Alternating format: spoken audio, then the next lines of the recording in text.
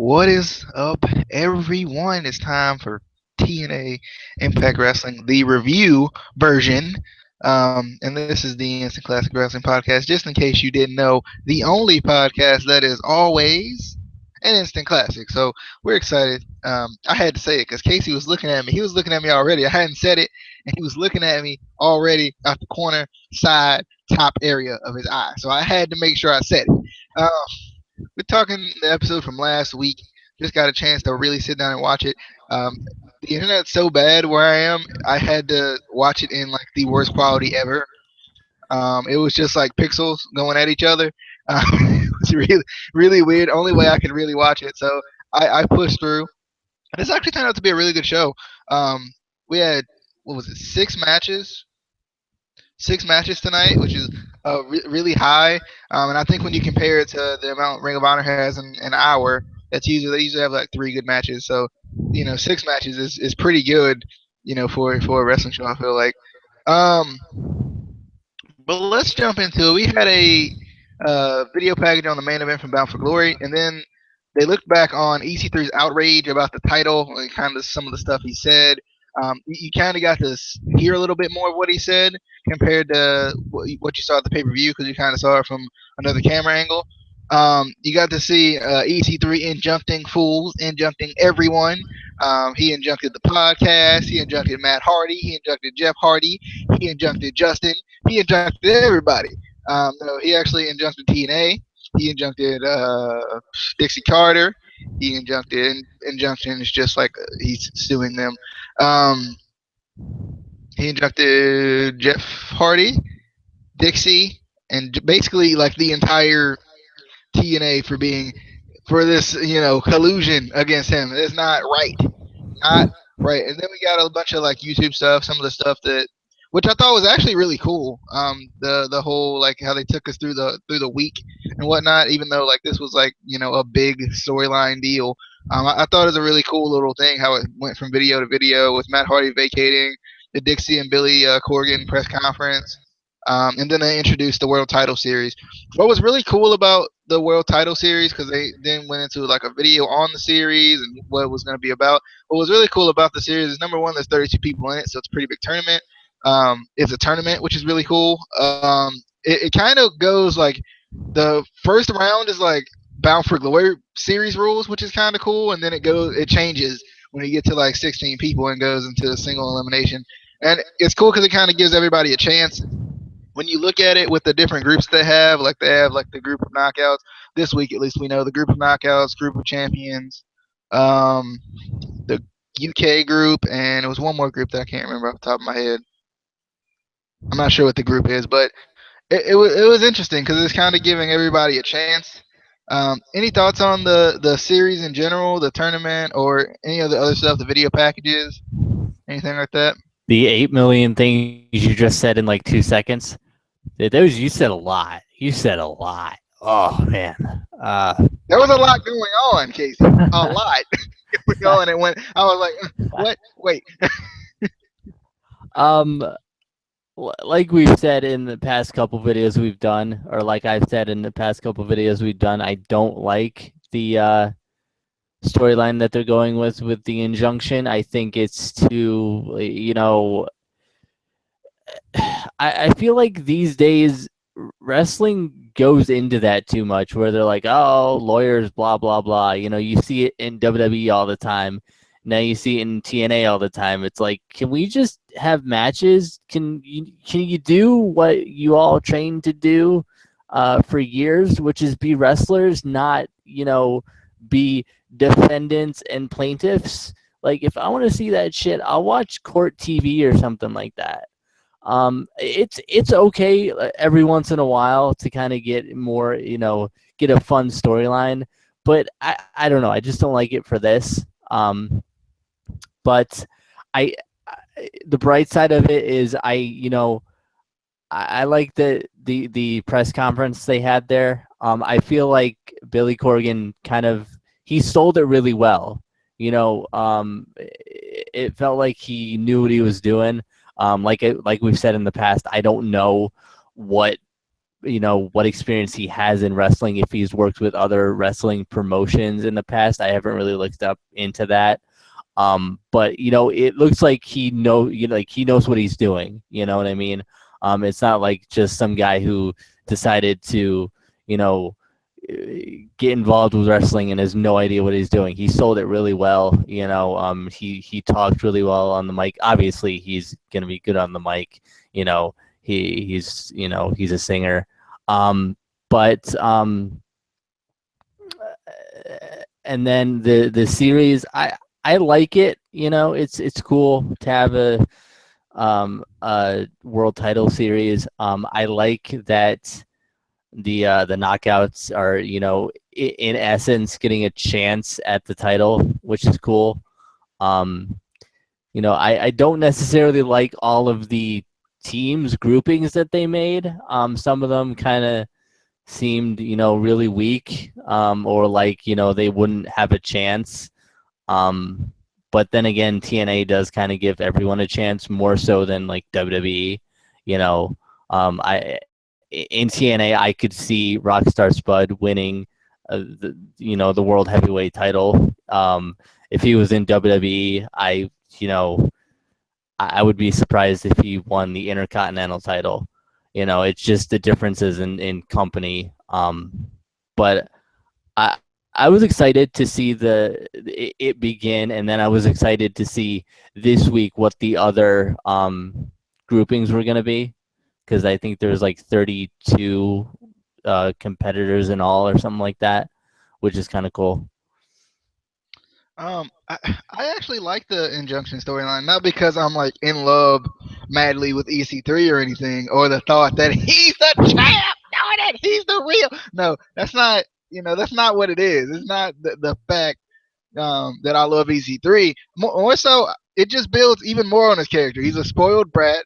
He didn't get what he wanted at the pay-per-view, so he uses his money to throw at lawyers and get what he wants. I kind of like it, and it may sound stupid because Matt Hardy finally got his chance, and Matt Hardy finally won the title and whatnot. But what better way to even build even more heel heat on someone than to take the title from somebody in kind of the way that he did it?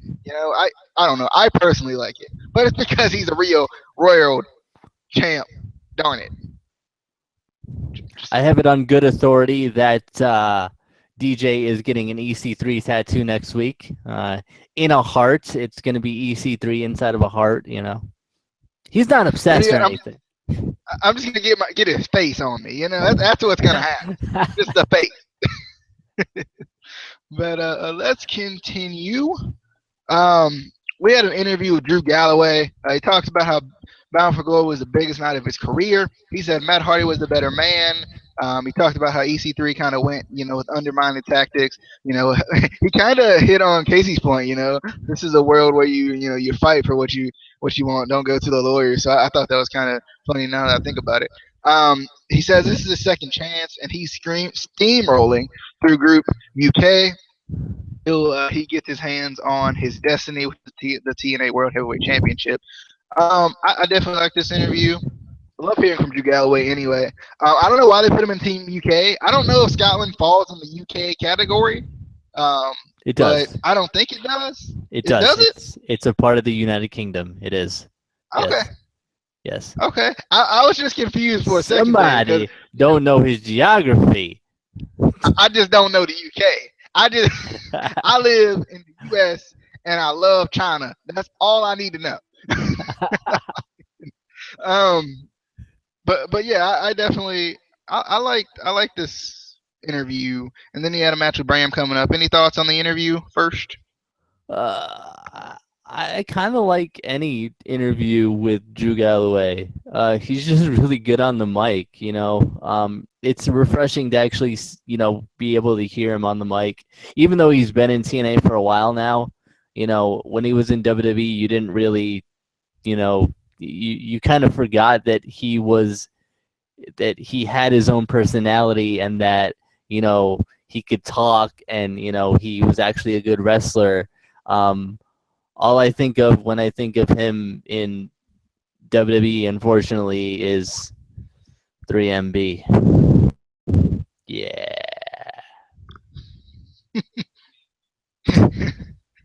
By the way, I miss Heath Slater. I miss him a lot. Heath Slater was my boy. I miss Slater Gator. Come on, bring it back, WWE. Anyway, we had Bram versus Drew Galloway. Both men were kind of jockeying for position early.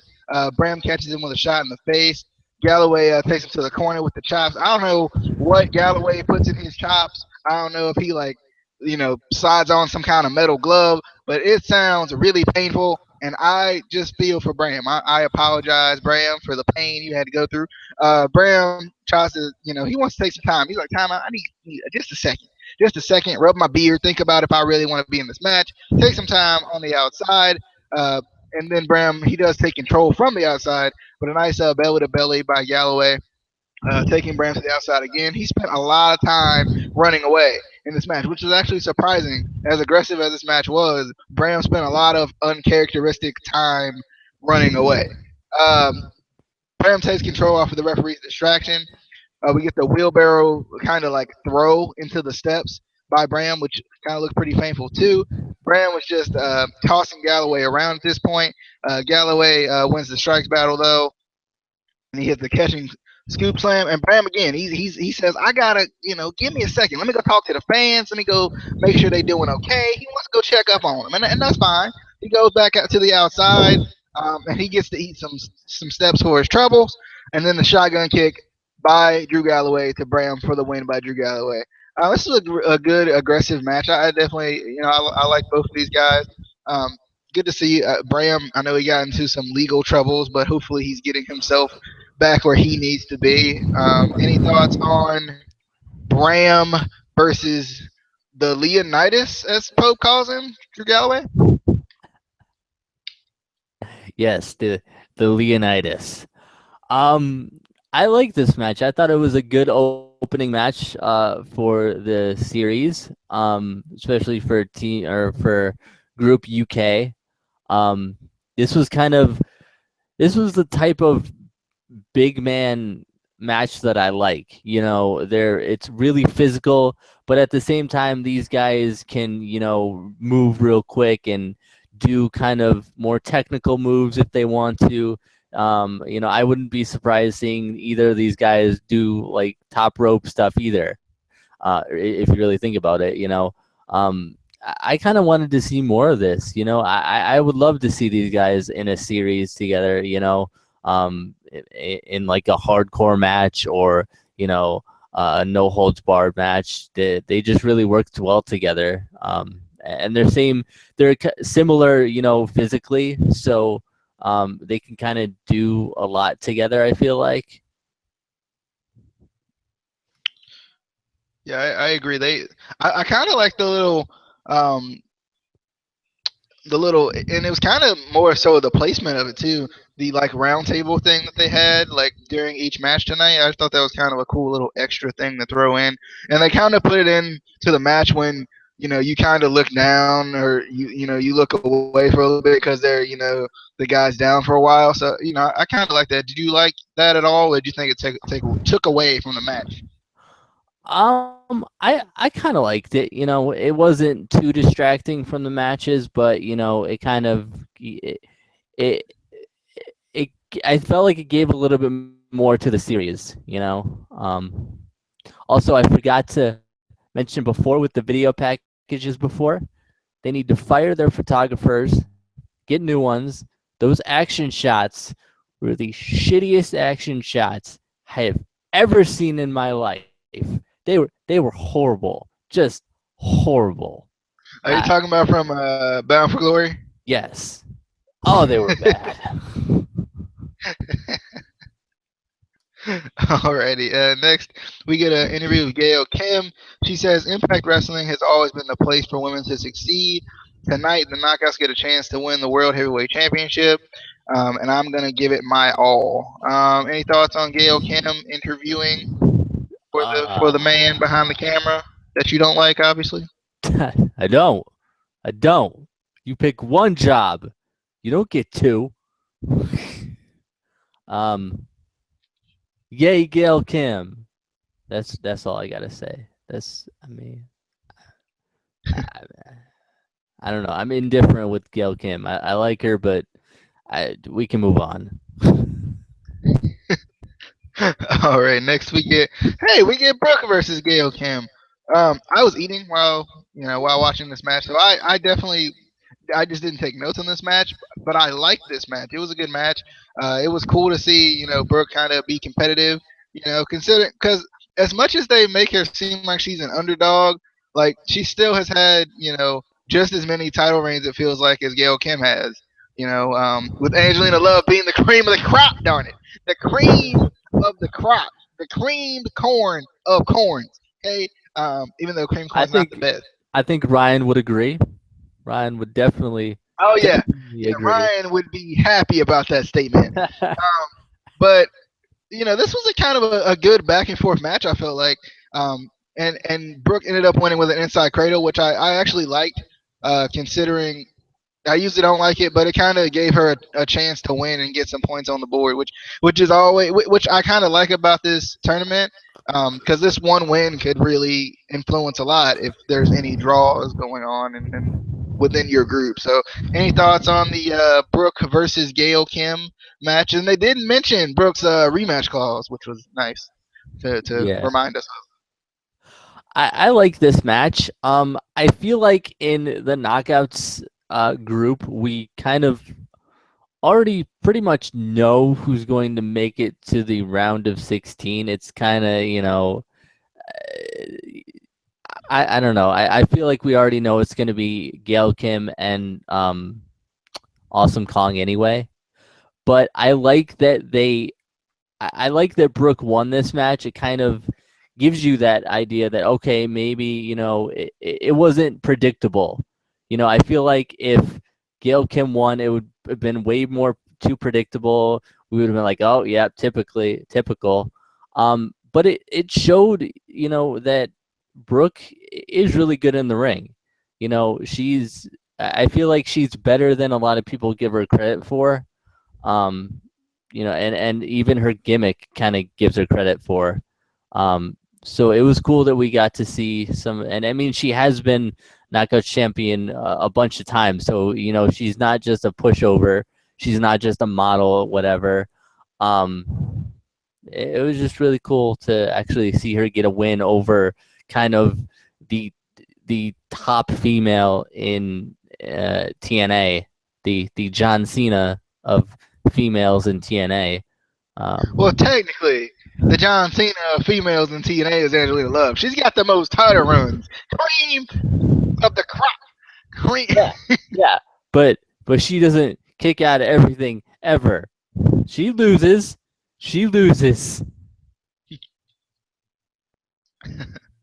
Alrighty, let's continue. We get an EC3 interview.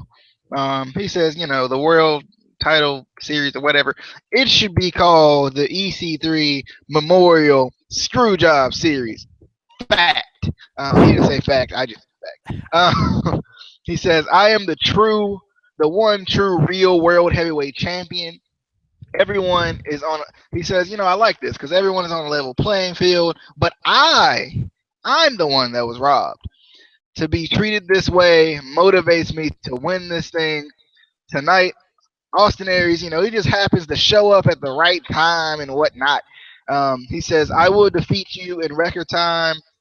This world title series is not over until I win. Before you give your thoughts on this, it surprised me that Austin Aries was here. I was like, wait, what?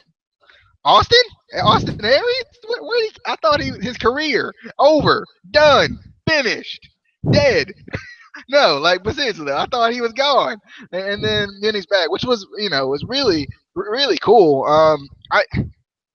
I kind of like Pope's explanation of him being back. He's the smartest man. He's always, he kind of uses that opportunistic thing. I don't know if he's back like permanently or if he's back for a second. I checked Wikipedia and I was like, is he back? And then it says he signed with TNA, but I was so confused because I didn't want to look too much into it. We talked about this last night. I didn't really want to look too much into it because I liked being surprised tonight by Austin Aries. So you got any thoughts on not only Austin Aries being randomly back, but EC3's interview? Because he's the true champ. Sorry. Well, I'll start off with EC3. It is sad how delusional this man is. I mean, with all the money he got, you would think he would be able to afford a good psychiatrist, help him work out his issues with his mental state right now, because he is just not all there. He just, and as for the double A Austin Aries, the greatest Attitude man. adjustment? Did he hit it? Wait a minute. No, I don't not remember the seeing that. AA, not the Oh, AA, not Alcoholics Anonymous. That maybe John Cena was a part of it. I don't know. I don't know what his history is with I don't know. But I forgot what I was gonna say. The greatest man that ever lived. Whatever. Um, it was cool to see him back, but I was more excited to see him because I thought he was going back to Ring of Honor, and I was excited to be seeing him back in Ring of Honor because I want to see him in Ring of Honor. I don't know. I feel like in a way I would be more excited to see him in Ring of Honor just because we've seen him in TNA for how many of the past years. He hasn't been in Ring of Honor much for a while. So it was just kind of something refreshing, kind of like the Dudleys going back to WWE. It's a refreshing thing, um, I, but I don't know. We'll have to see what's going on with his contract if he did re-sign with TNA. was he going back? I mean, because I remember seeing him on the website. But did he ever appear on any of the tapings or anything? I don't know. Do you know? I I, don't I either. I was hoping. I was waiting. Yeah, I was excited for that too. I don't know. It was But definitely surprising. I was waiting for that Dalton Castle versus Austin Aries match. You know who needs to face Dalton Castle? To be honest, though, freaking Joey Ryan. That'd be the perfect. That would be awesome. Perfect. All right. Next we got Rockstar Spud versus Grado as freaking Grotto. the Pope calls him. Can't. It's so funny because Josh Matthews will be like, Grado, and then here comes Pope Grotto. Like, why can't you agree on this? I'm gonna give you this match because this match was probably the funniest match of the night. I'd say at least. I mean, it was funny, but I also was really excited for it because I felt like these guys could do a really good match together. Obviously, Grado goes for the more comical side of the wrestling world, so you always get those kind of funny moves from Grotto, whatever you want to call them. I don't care. Yeah, but tomato. One of them's right, one of them's wrong, but I'm not gonna call you out on it. Um, but yeah, this was a really kind of entertaining match. It was, kind of you always have to have that. I don't want to say comic relief match, but that kind of just fun match to watch. And I feel like this was it. You know, Grado goes he goes for the people's elbow, but he goes back and forth a couple of times. I think it was like 17 times he went back and forth on the ropes. I think it was Josh Matthews was like he can drop the elbow anytime, anytime he could just drop it anytime. But he kept going back and forth, back and forth. That was pretty funny. I really like this match. I kind of wanted both of them to, move on to the round of 16, even though they're, not going to. Obviously, we know who's gonna. But it was just a good match. I would love to again. I would love to see more. I would love to see a feud between these two. I feel like a feud between these two would be really funny.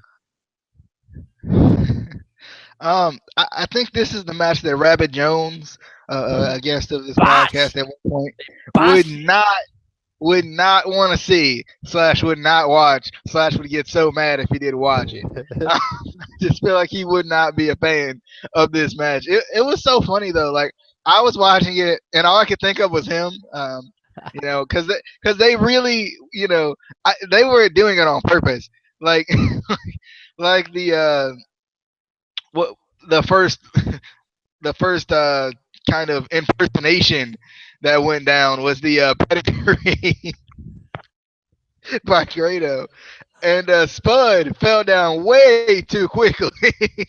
Like Spud was down way before Grado was down. Um, and then the ankle lock, kinda. Grado had me cracking up because he couldn't figure out where to put his hands. He was like moving his hands around, could not figure out where to put his hands on the ankle lock.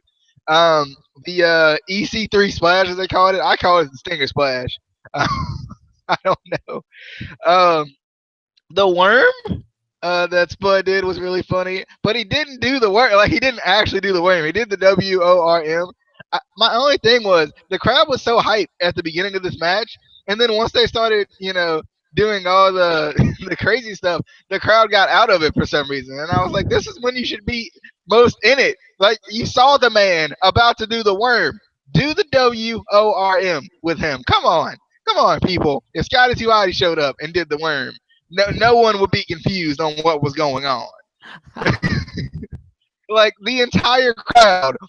I mean, I don't know if they were all 10, but the entire crowd had no idea what was going on until the second jump. And I'm like, do you people have you ever watched wrestling in your life?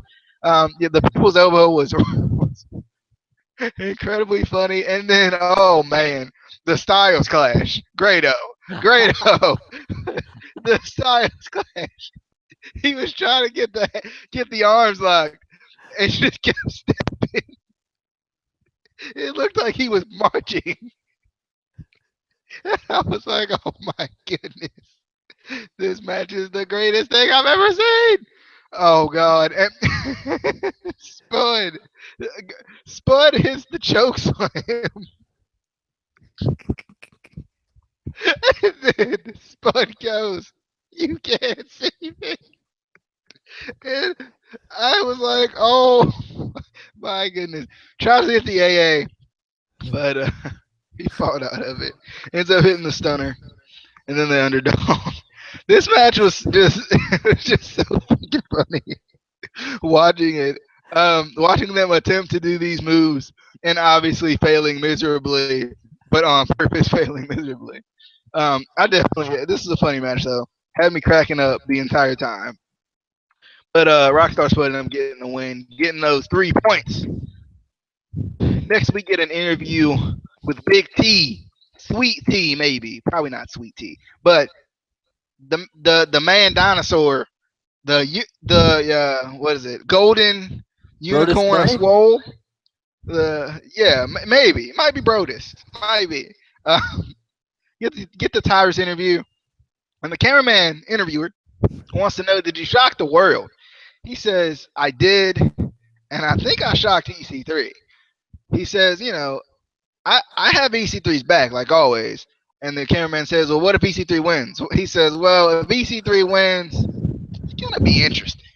Any thoughts on the man dinosaur maybe becoming a legit player in TNA now? Main event player, Brodus Clay?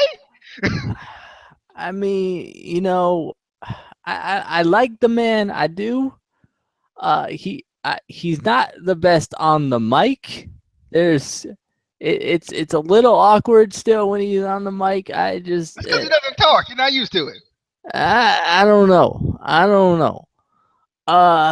And I feel like he needs some new ring gear to be take it a little bit more seriously. You know, like the singlet game. Come on, what about the singlet?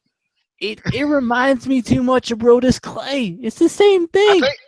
I think he needs the Timbs. He needs that Shad Gaspard attire. The Timbs, the jeans, and the white beater. That's what he needs. Maybe. Or like the old school Big Show. No, The the singlet? giant.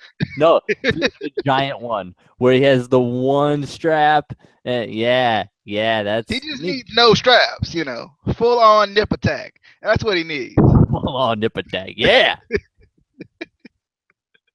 All right, let's continue. We got EC3 versus Austin Aries. EC3 and Aries, at a stalemate early. Aries quickens the pace. Aries actually came out with who was it? Rosita, I think it was, which was Yeah. it was cool to see. I was like, okay, I see you, Austin. And freaking EC3 was like, who is that? I thought that was pretty funny. The look he gave Aries. But EC3 rolls out of the ring. Aries then takes out Tyrus with a double sledge. We get the nice head trap STO for 2 by EC3. Aries takes EC3 to the outside, pinball to the post, and then Aries hits the suicide dive. Corner drop kick reverse with a big boot by EC3. Discus forearm for 2 by Aries. 450 splash, but Aries is distracted by Tyrus. EC3 hits the TKO on Aries for 2. EC3 splash missed, or the Stinger splash, formerly known as. It was missed, and he gets hit with the corner drop kick. Aries tries to go for the brain buster. It's reversed. Superplex reversed. 450 splash for a long 2, and a freaking good sell and good long 2. That was a Kurt Angle-esque long 2 right there. You had the crowd chanting that was 3. Tyrus gets involved. Roll up by EC3 for 2. I actually thought he was going to win off of that. And then we get the out of the roll up, he hits that nice sit down power bomb out of the roll up for 2. Then Rosita grabs EC3's leg. We get the last chancery on EC3 after the attempted roll up by Austin Aries too. And then we get the brain buster that's reversed into the 1%er that's reversed. Then we get reversals. And EC3 misses the 1%er. Then it goes to a time limit draw. So each guy gets 1 point. And then after the match, EC3 attacks from behind, tries to go for the 1%er, but ends up getting hit with the brain buster. I thought this match was incredible. It was really good. For some reason, they had a good chemistry together. They worked really well together. The false finishes were really good. Everything about this match was really good. Any thoughts on this match? Yeah, Austin Aries, he's got my girl Rosita. Rosita what is to me what JoJo is to DJ. It's the same thing. Man. So I was man, that's getting personal right there. I was like, that's my girl. That I missed her. I was like, oh, so happy she's back. See, I couldn't see her because the quality of the video, it was all pixelated, so I couldn't even tell it was her. Oh, she looked all. Luckily, they told me. She looked good. Anyway, this was a really good match. They really did have good chemistry together. They worked well together. I wasn't sure about the outcome at first, but it kind of makes sense. You didn't really want either of them to lose to each other. I feel like you kind of want to keep EC3's. You want to keep his unbeaten streak alive through this kind of storyline with Matt Hardy to when Matt Hardy's gonna defeat him, or Awesome Kong, either one.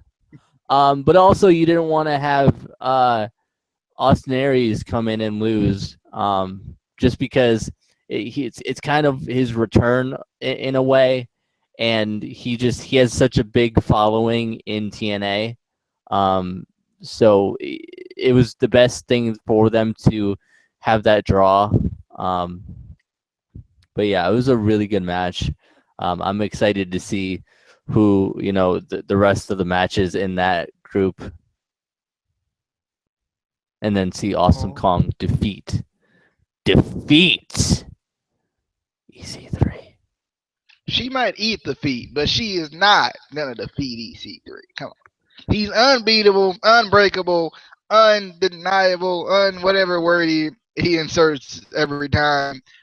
He's the real champ. He's the real world. All right. Next we got an interview with Anderson. He says, he's in the toughest group and he freaking loves it. It starts tonight with Bobby Lashley, and Bobby, he's all in. So Bobby, you better get ready. And then Aries comments on the aftermath of the match. He says, EC3, you have a nice undefeated streak, but you couldn't defeat Double A tonight. Says, you know exactly what the Brainbuster feels like, and I guarantee you that, the next time we meet, Austin Aries will be victorious. Any thoughts on Austin Aries commenting, interview with Anderson, anything like that? Where's Rosita? Where's she at though? Where's my girl Tia Trinidad? Where's she go? I want to see her. That's about it. I just want to see her. Alrighty. Next we get Awesome Kong versus Madison Rayne. Kong's going for the kill early. She just had a match Sunday, so she is tired. She needs some time to rest. So she goes for the implant buster early. But it's reversed. Rayne tries to go for the quick attacks, but it's just not working. Sleeper hold on the gigantic neck of Awesome Kong. Then we get the torture rack to Rayne. Then just throws her, to the mat. Running splashes missed, and Rayne tries to hit the roll up for 2. Missile drop kick for 2. Suplex reverse into the spinning back fist implant buster for the win by Awesome Kong. Any thoughts on Awesome Kong versus Madison Rayne? I thought this was an okay match. I feel like they're trying to give Madison Rayne more of a push. As far as the beautiful people, I feel like Velvet Sky and Angelina Love were always kind of the more focal point of them, and Madison kind of in some ways was kind of pushed to the back, I feel like, or wasn't noticed as much.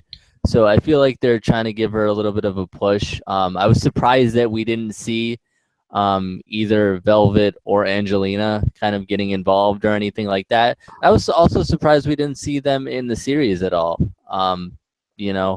But hopefully I kind of wanted to see another upset. I did. I wanted to see Madison go over, but it's hard to beat Awesome Kong. She's so big. She's so strong and powerful. And she's from Tokyo. I have no idea. She's awesome. Awesome. She's all right. She's like average Kong, But her name says she's awesome. So. She's like above average Kong. Like that I give her that. I don't know about awesome. Actually, she's Karma. So yeah, she's she's Karma. She's coming back. Alrighty. Next, we got an interview with Bobby Lashley. He says, this world title series will be great. It is special because I'm in the group of champions. I will dominate any person they bring towards me. And Mr. Anderson is victim number 1. And then we get an interview with Matt Hardy, talking about, it was a dream come true to win the title. I did. I got to stand with my baby boy in one hand and the title in the other. He says EC3 filed an insane injunction. Had to forfeit the title was the best thing to do. My mindset is that this gives me a chance to prove that I'm the best and I am the undisputed TNA World Heavyweight Champion. So Matt Hardy's going to be in the tournament. I had actually forgot there was more people in this tournament for some reason. Like at that point, I had forgot that there were 16 other people still left to be revealed. So thoughts on Matt Hardy interviewing and Lashley interviewing with the headband, but he surprised us tonight. He didn't wear it. Any thoughts? Nothing really about Lashley, and I love Matt. He's my boy. Jeff was my hero growing up. I loved him. But where's your son at? He's adorable, and I feel like we need a little more of baby Maxwell. We need more of that, because that was freaking adorable. Like the toughest TNA fans were like, "Aw." That he needs to be like his mascot. That's it. Alrighty, I'm gonna give you the main event because I feel like giving you two matches. There was a lot of matches on this card, so I felt like giving you two matches. Mr. Anderson versus Bobby of the Lashleys. No headband, so he going LeBron style in the playoffs. No headband. So he's gonna lose. Is that what you're trying to tell me? Is that what you're saying? You never know. He may have lost in this match. Maybe. This was a good match. I also felt like in this match they had some good chemistry. It felt good to see Mr. Anderson, Ken Anderson, if you will, Ken Kennedy, if you will, Mr. Kennedy, aka I don't know other names for him, but back in kind of a title picture. It seems like it's been a while since he's kind of been sort of in the title picture. But then again, he's one of those guys who doesn't necessarily need a title. But it was good to see him kind of back in this series. He had a great match against Lashley. I'm still a little bit bored with Lashley. I mean, come on now. Oh, come on. No, come on. He's coming right now. He's coming. But I did like the whole dominating MVP spitting words at us Lashley a little better. Because Lashley just comes out there. He's so generic when he comes out there, though. He comes out there, arm up. That's pretty much it. I think that's why I'm so bored with him. He's so generic. Even when he was with MVP, it was still really generic. It was just like, come on. Come on. He didn't like, the man is a destroyer. I like that. I don't know why. I just like that line. That one line. That's it. That's all I needed. MVP talking about flat cans and stuff. That's all I needed. Yeah, no, it was a good match. He's generic. He is, but he's a nice guy. He's a nice guy. Like, you could hang out with that guy. He's a cool guy. I could watch football with him. We could chill. They're like, what up, man? He's a good guy. He's a good guy. Just kind of boring a little bit. He's like your next door neighbor. He's a nice guy. And you'll go to a barbecue with him, but you're not really gonna see him in any street fight, because he's generic. Even though he is a fighter and he's a tough guy, you don't picture him. I don't. Maybe he needs a little more color in his ring gear. Maybe a little bit. I was about to say he's covered enough. Listen, we are not getting into the race car right now. Okay, we maybe a little splash of pink for breast cancer awareness. He needs the pink headband. The pink headband. He needs a robe. Get the Ric Flair robe. Come on, spruce him up a little bit. He gonna steal Jesse's robe. Gonna have the man on it. We're gonna be like, wait a minute, that's not yours. Is he gonna take it back? I don't think so. Alrighty. Yeah, this match was good. Really good. Belly to belly suplex. They actually teased the whole maybe draw. Second draw of the champion, the group champions group of champions, whatever you call them. So, but they didn't. The mic check ends up getting reversed into a spear for the win by Lashley, and I'm talking about Lashley, aka Bobby, aka Bobby Lashley, aka Bobby Lashley, aka Bobby Lashley. I tried to go the whole route you did, but Bobby Lashley hasn't had as many names as Anderson and Kennedy and all that, so it was tough. But I tried. Why not? He's been in WWE too. Why? Why didn't he get a They different didn't name? change his name. Okay, the Destroyer, the Dominator. I mean, I can make up some names. You know, I but but We can't hear you. Your mic just went out. what do you mean? This is a this was a good show tonight for TNA. I liked it. Had a lot of matches, match heavy. I liked it that this tournament kind of takes away a lot of the promos. We got a lot of like interviews, but short to the point. I'm excited for next week, this week's. So it'll be exciting. I feel like thoughts because I'm You are having some all kind of technical difficulties over there. I don't understand what's going on. I think you need a new mic is really what's going on here. But I thought this was a pretty good show. I I felt like this week's was a little bit better, in some ways, just because we got to see the rest of the. Well, I mean, I did.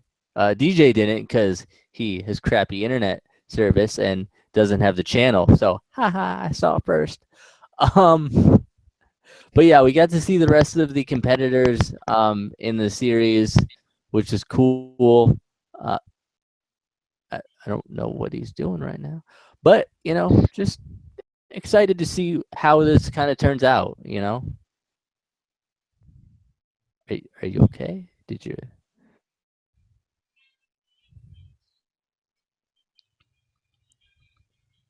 I can't hear anyway. you. Oh, there we go. I know you can't hear me. That was the point. The point was to trick you to make you think Mike went out, but it didn't. Winner. But Again, I can't hear you. It's going out. why? Why? But I'm excited for next week because Robbie E is gonna be in it. He's gonna win. He's gonna win. Robbie E. Is that an E? Kind of an E. Kind of an E. Close. Close. Close. Robbie, or at least he's gonna come in second to EC3. So either way. I mean, maybe. Well, and we know the man, Jesse, Mr. Pecs for days, spectacular, be in it, and we'll see, But I'm excited though. I want to see how this goes. A lot of people in it, so it's kind of cool. I think this is the entire TNA roster. I think they might have to put the poop in there. There's so many people in this tournament, so it's gonna be exciting. I'm excited. If you haven't already, hit that subscribe button. It's a quick just. And his mic's out again. It's not. It most certainly isn't.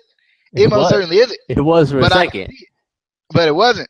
You can't tell me what my mic is doing to me because I see it or something. Anyway. Hopefully we can get the next TNA review out before Casey decides to leave us for a year or 2 weeks or however long it is. I mean, hey, if you would get the channel, we could do. I already watched it. I'm ready. I mean, I'm ready. You watched like half of it, like you said earlier. You probably haven't watched any more than before. Liar. You're probably sitting there watching the Saints beat the Falcons right now. Honestly. No, actually, I'm watching Kentucky play Auburn. Yeah.